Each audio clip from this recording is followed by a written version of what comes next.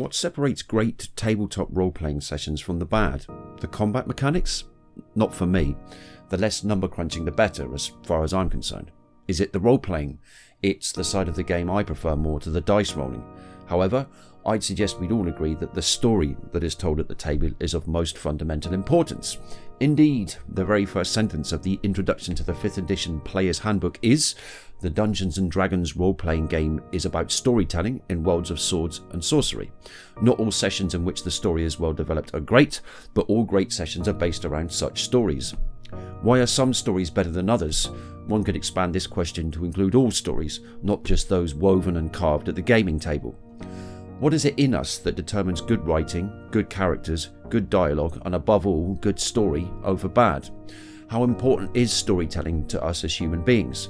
Can we live without stories? Do we spontaneously invent them in accordance with our means of determining good from bad in their absence? Presumably yes. Others have done so in the past for us to have the stories we have. I want to pin down the structure in us that gives birth to and responds to stories. Is this the bit of the brain that is stimulated by the hero's journey? Is this the bit that gives rise to and responds to classic tragedies?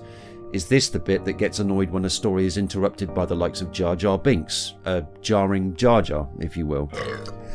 This video is the first in a planned series exploring the mind's relationship with stories and storytelling. It will evaluate the attempts of great thinkers to pin down the significance of stories and the psychological mechanisms that differentiate good and bad.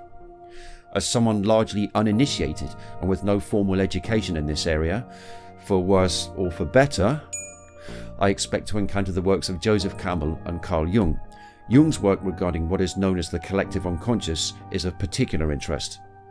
If Jung is even half right, then works such as the Book of Symbols, which, although written by different authors, is clearly derived from his work, could be an incredible resource for games masters, as such resources might provide a means of speaking the language of a player's story mind in the most compelling and irresistible fashion possible. A hypothesis for this series remains frustratingly out of reach. I expect it to emerge and crystallise with each new video. At the moment, it's something like, is there a region of the human brain hardwired for the reception and generation of stories? And if so, can the language of that region be refined and exploited to make significant improvements to tabletop role-playing game sessions? I know enough about hypothesis testing to know that it should only tackle one question at a time. At the moment, I have two. Also, both questions in the fledgling hypothesis are too vague. Vague questions return vague answers. Another problem is that I clearly have a vested interest in proving that storytelling is a fundamental human need whose roots can be found baked into the brain.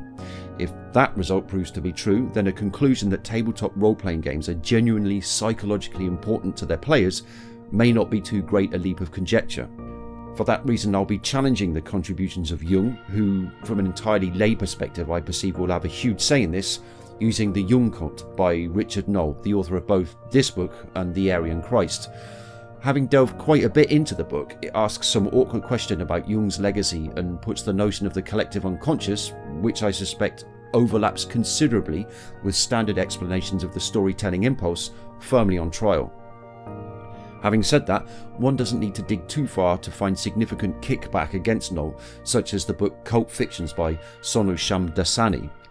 Therefore, I imagine much of the series will involve a roughly 3-step process repeated in various different ways. First, an analysis of Jungian claims. Second, Knoll's rebuttal to those claims. Third, the response to Knoll's rebuttal. This has the potential to be a challenging and rewarding adventure in and of itself.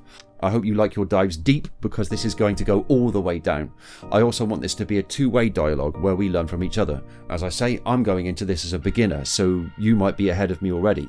If you think of an avenue of exploration as the series progresses, please let me know. Thanks for watching.